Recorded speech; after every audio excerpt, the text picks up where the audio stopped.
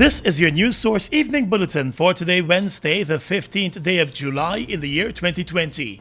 I'm Gordon Mosley. Here is what we're tracking tonight. U.S. Secretary of State Mike Pompeo this morning announced that the U.S. State Department was going to move ahead with visa sanctions against persons the U.S. considers to be undermining democracy in Guyana as the country awaits the final results of the elections. Pompeo did not provide any names, but said the family members of those persons could also face similar sanctions. Today I'm announcing visa restrictions on individuals responsible for or complicit in undermining democracy in Guyana. Immediate family members of such persons may also be subject to restrictions. The Granger government must respect the results of democratic elections and step aside. The U.S. Secretary of State said the Granger administration must respect the results of the elections and step aside. The U.S. has been threatening sanctions since the 2nd of March elections following a declaration by the Region 4 returning officer. That declaration led to a recount of votes, and there have been several court cases since then that have essentially stalled the Elections Commission from moving ahead with the declaration of the final results. This morning, a case management conference for another election case took place as there is another challenge against the declaration of results using the votes from the recount. The Elections Commission has given an undertaking not to move ahead with any declaration until the determination of the matter. More news coming up in just a moment.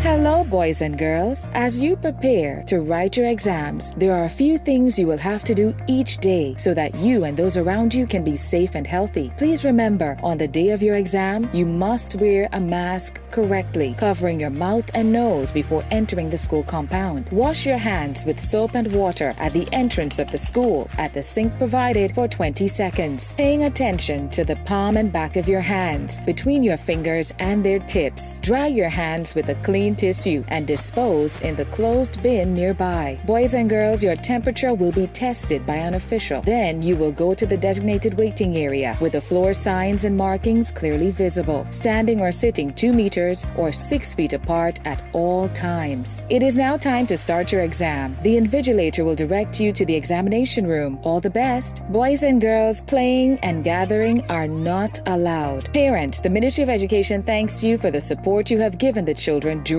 the time at home. However, in the interest of everyone's well-being, you will not be allowed to enter the school compound. Parents and guardians, we are counting on your support in picking up the children promptly after their exam. Remember, the Ministry of Education will provide transport for children who are living far away that require that assistance. Please be reminded that vending outside the school's compound is prohibited. Only authorized canteen vendors with a copy of their food handler certificate and wearing a mask, food gloves, apron, hairnet, and a hat will be allowed. Always remember to wear your mask correctly, wash your hands, and stay safe. And let's win the fight against COVID-19. A message from the Ministry of Education. GBTI is your Guyanese bank, a bank that understands every customer's unique needs, opportunities, challenges, and financial concerns. At GBTI, we see you for you.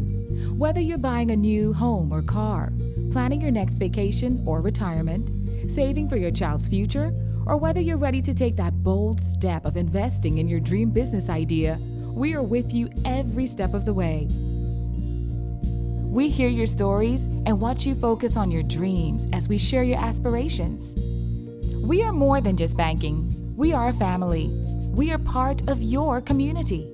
Our commitment extends way beyond the walls of our branches and is demonstrated every day in the opportunities we provide to our individual and business customers.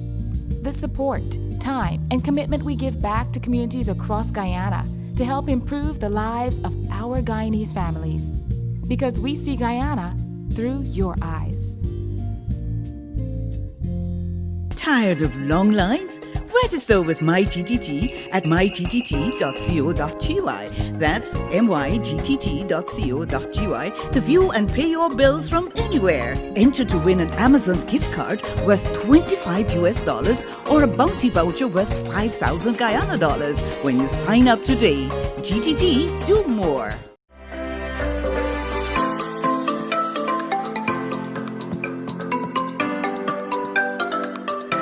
Hi Guyana, it's your boy Kimo Paul here. Remind you to stay at least 1 meter away from persons or 3 feet to avoid contracting the flu or the COVID-19. It is also important that we stay at home and to avoid gatherings of more than 5 persons. We must all play our part, so let's protect ourselves and our families from COVID-19. We must all play our part. The Ministry of Public Health cannot do this alone. So let's all come together and fight this virus. For further information, check our website www.health.gov.gy or visit the ministry's Facebook, Instagram, YouTube, or Twitter page.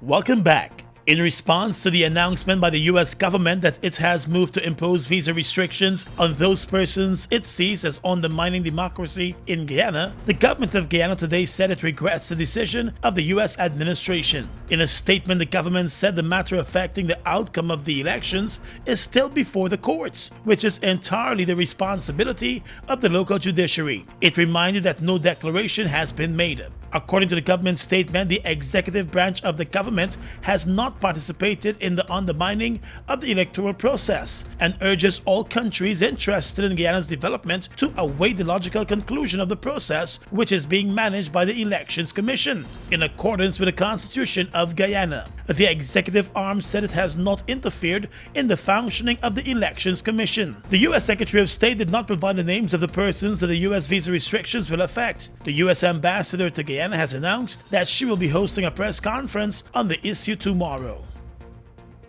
The opposition People's Progressive Party, which had a number of visa restrictions imposed on some of its officials during its time in government, today welcomed the announcement by the United States of visa restrictions targeting those who the U.S. believes have been undermining democracy in Guyana. The PPP today said the sanctions are justified in the circumstances, and it accused the president of being in the background orchestrating all of the moves to the court. The PPP brushed aside the government's statement regretting the visa restrictions today, saying that it is well aware of attempts by the APNU-AFC to undermine the electoral process in Guyana. The PPP criticized the move to the court by a private citizen, questioning the GCOM chair's decision to set aside the declarations made by the returning officers and instead use the numbers from the vote recount. The PPP has been pressing for the votes from the recount to be used for a final declaration of the results from the elections. Those undeclared tabulations from the recount put the PPP ahead of the APNU-AFC by just over 15,000 votes. Well, the government of Canada today joined the calls once again for there to be a conclusion of the ongoing Guyana elections. In a statement, the government of Canada said it strongly regrets the extended delay in declaring election results in Guyana, a delay that has now lasted more than 4 months since the elections took place back in March. The Canadian government said it supports the calls by the Organization of American States, the Caribbean Community, the Commonwealth, and the Caribbean Court of Justice and civil society organizations to announce the results based on the national recount as validated by the Caricom Observer Mission. The statement said in the interests of the democratic rights of the people of Guyana, Canada firmly maintains that the rule of law and democratic processes must be respected, and the declaration be announced without further delay. According to the Canadian government, Canada will continue to work with its partners in the international community, using what it calls all tools at its disposal to demand a swift and transparent conclusion to the election process and to hold accountable those who prevent it. The statement by the Canadian government came on the same day that the U.S. Secretary of State Mike Pompeo announced that the U.S. was imposing visa restrictions on those persons who it believes have been undermining democracy in Guyana. Since the 2nd of March elections, the Canadian government has been issuing statements together with the U.S., the U.K., and the EU, and by itself, calling for a conclusion of the elections. A court action on the election declaration has been filed, and arguments are expected to be made on Friday.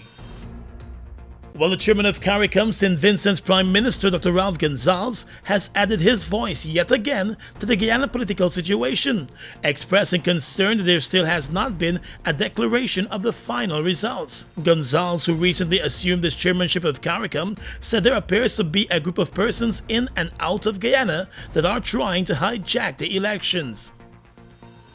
In a normal functioning democracy, what should be a straightforward matter of counting votes has become the equivalent of a long-running soap opera, pregnant with real danger for the people of Guyana and the Caribbean community. This charade ought to be brought to an end immediately, and a just declaration made by GCOM in keeping with the clear mandate delivered by the voters of Guyana and in accord with the laws of Guyana and the CCJ's judgment. Previous statements by Gonzalez on the political situation in Guyana has come in for strong criticism from Guyana government officials who have described his statements as rude and interfering. Today he said those who he believes lost the elections in Guyana are playing with fire and a possible civil war. Competitive elections deliver necessarily winners and losers. When you lose, you take your loss like a grown man or woman, and you move on peaceably to the role which the voters, in their collective wisdom, have assigned you. Caricom, the Organization of American States, the European Union, the Carter Center, and other independent observers, including those from Caricom, the governments of Canada, the United Kingdom, and the USA. They've all pronounced on this matter, essentially with one voice. Yet, the dangerous games continue to be played by a minority of persons associated with the political entity which has plainly lost the election. They're literally playing with fire, commotion, disorder, and civil war. According to the St. Vincent Prime Minister, Guyana, as the host of the headquarters of Caricom, has certain fundamental obligations to Caricom, and what he described as a rogue group in Guyana ought not to be allowed to disregard the ruling of the Caribbean Court of Justice in a recent election matter. The CCJ in that ruling did not make any consequential orders while disposing a Guyana Court of Appeal ruling and the final report of the Guyana Elections Commission. The CCJ in that ruling did not make any consequential orders while disposing a Guyana Court of Appeal ruling and the final report of the Chief Elections Officer. Still, the Caricom chairman said the results ought to be declared based on the recount. That matter is now being challenged in the Guyana Supreme Court. Chief Justice Roxanne George this morning set Friday for all oral submissions to be made in the latest election case that has found its way before the court. During a case management conference this morning, Justice George said she is hoping to provide a decision by Sunday, but that will be dependent on the submissions that are made. Written submissions in the matter are to be handed in by Thursday. Already a number of attorneys have made submissions. A number of parties have joined the proceedings as respondents, and along with the applicant and the original respondents, they will all be given time to make their oral submissions on Friday afternoon. Having read the application, to my mind, the nub of the issue is whether, or the 60, that is the, for want of a different terminology, the recount order issued by GCOM, whether that order was valid and is valid, such as to permit a declaration of the March 2nd, 2020 election results based on the recount pursuant to that Order 60. To my mind, all the 28-odd claims for relief are hinged on that issue. And therefore, I do note that the very first prayer for relief speaks to issues of jurisdiction. So I have itemized these as the issues that the court has to consider. The applicant in the matter, Private Citizen Masinga Jones, is seeking a declaration that the chair of the Elections Commission is acting outside of the Constitution by the decision not to use the March 13 declarations by returning officers towards a final declaration of the elections. The court is also being asked to declare that the GCOM chair failed to act in accordance with the Constitution by her failure not to declare final results based on the advice of the Chief Election Officer. And the applicant also wants the court to declare that the Guyana Elections Commission has no authority to declare any person president except in accordance with the advice of the Chief Election Officer in his final report under the Representation of the People Act. With the matter now before the court, the chairperson of GCOM, retired Justice Claudette Singh, through her attorney Kim Kite, gave the undertaking that the Commission will not move ahead with any decision until the outcome of the proceedings. Your Honor, as has been my client's position in relation to these matters, once These matters are pending. I believe she has conducted herself throughout all these proceedings in a certain manner. And I believe, Your Honor, a similar approach will be taken in respect to this matter. So that I don't believe there should be any apprehension by any party here that any decision will be made which would somehow make the exercise of this court's jurisdiction, in some form of futility. My client has never conducted herself in that manner. The Chief Justice encouraged the attorneys for the applicant and all of the respondents to be concise in their submissions. The latest move to the court has further delayed any final declaration of the election results, more than 4 months after the elections were held. The PPP has described the move to the court as an abuse of the justice system, while the incumbent APNU-AFC has said it remains committed to abide by the Constitution and the Representation of the People Act, which provides for the declaration of the results by the Elections Commission.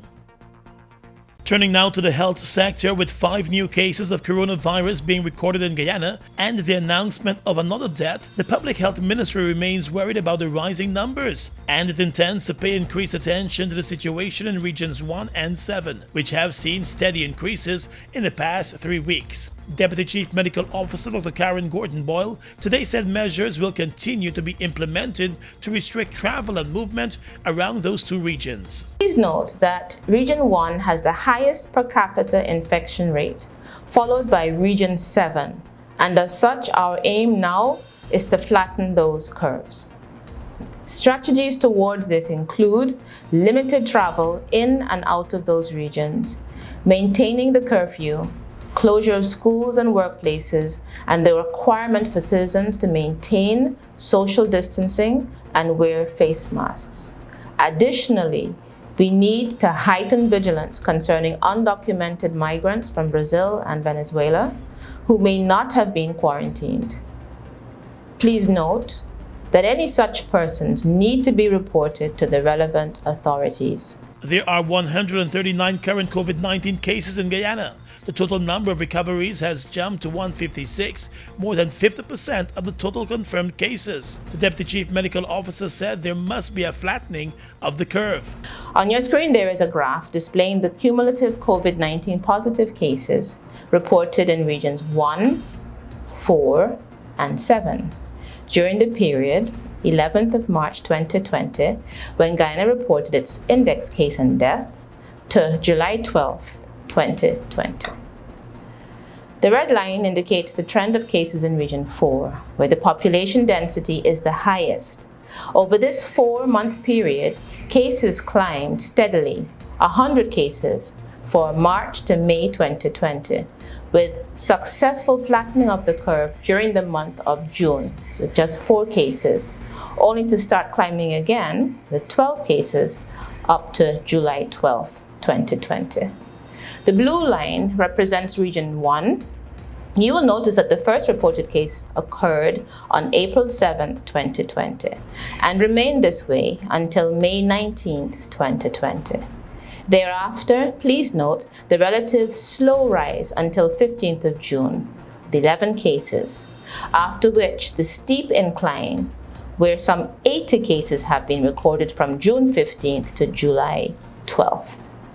The situation in Region 7 shows a steady increase in reported cases since its index on May 13th, and in the space of 2 months has seen some 44 new cases. Guyana has conducted over 3,400 COVID-19 tests since the first case was recorded back in March. Let's tell you now that an Eastern Airlines aircraft skidded off the runway at the Cheddi-Jagan Airport just after arrival from New York City this afternoon. A source at the airport said it appeared as though the pilot might not have properly estimated his turning space, and that resulted in one set of the wheels of the plane ending up off the runway and getting stuck in the soil to the side of the runway. The incident was described as minor. All of the passengers were forced to disembark the aircraft and board buses to be taken to the terminal building. There were no injuries, and initial checks revealed no damage to the aircraft. However, additional checks are to be made as the incident is being probed. Eastern Airlines has been operating repatriation flights for U.S. citizens and permanent residents, as well as for Guyanese who have been stranded in the U.S. Across the Region is coming up next. give thanks. For real. You spend all that money on your watch. How much time you spend with your son? So much money in the club. How much you spend with the ones you love? The simple things are your blessings. Cheese, please. Remember Tyrus Riley, this one we aim to please. The music will never ease. Cheese, please.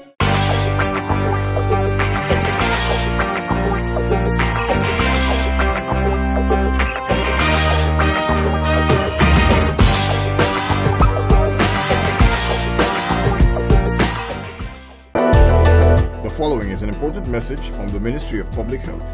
Getting your workplace ready for COVID-19. Surfaces such as desks, tables, and telephones with keyboards must be wiped with disinfectant regularly, or at least every few hours. Use containers of hand sanitizers and place them in prominent places around the workplace.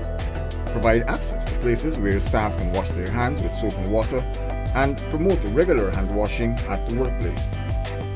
The Ministry of Public Health has a hotline to provide information on the coronavirus. Members of the public can call 227-4986 or 624-3067. We are legions of men standing strong, but never too proud to stoop and help someone. We must send a clear signal to all.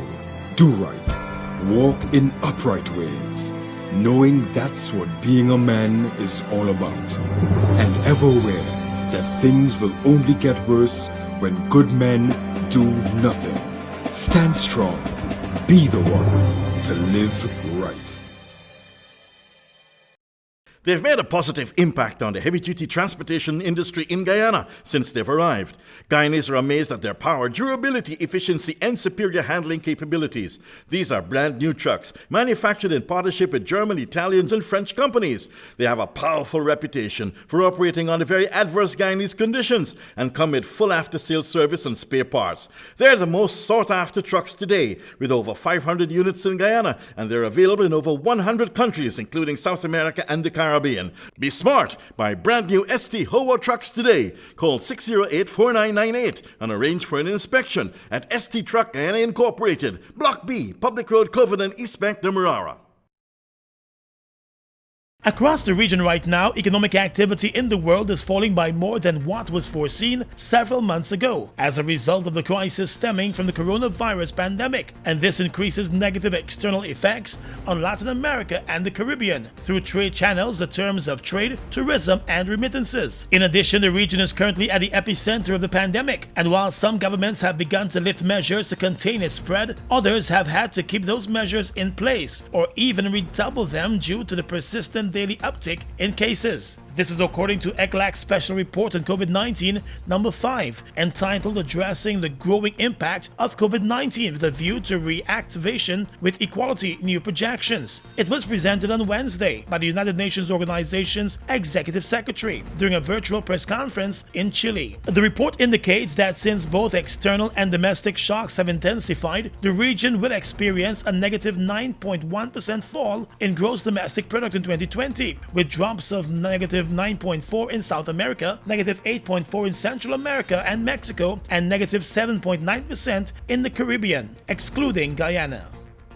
In Jamaica now, the country's Finance and Public Service Minister Dr. Nigel Clark says the implementation prospects for economic recovery will depend on the ability to effectively coordinate an ambitious range of policies, programs, and legislation in Jamaica. His conclusion was made as part of the 138-page Economic Recovery Task Force report, which was tabled in the Jamaican Parliament on Tuesday. The minister said that the COVID-19 crisis has unveiled social fragilities that need to be addressed for Jamaica to recover substantially and with greater resilience. He added that the country's cumulative growth history over the last 20 years with stagnant per capita income should motivate Jamaicans to embrace reform. The minister said that although pre-COVID-19 unemployment was at a historic low of just above 7%, the majority of households lacked wealth.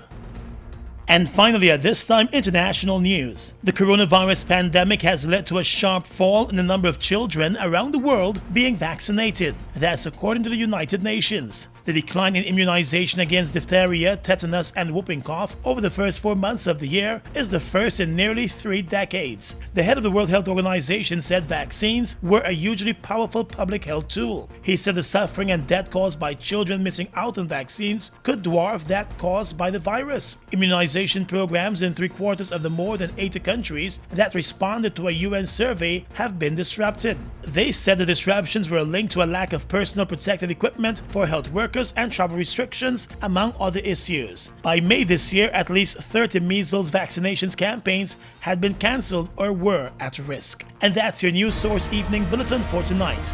Gordon Mosley reporting.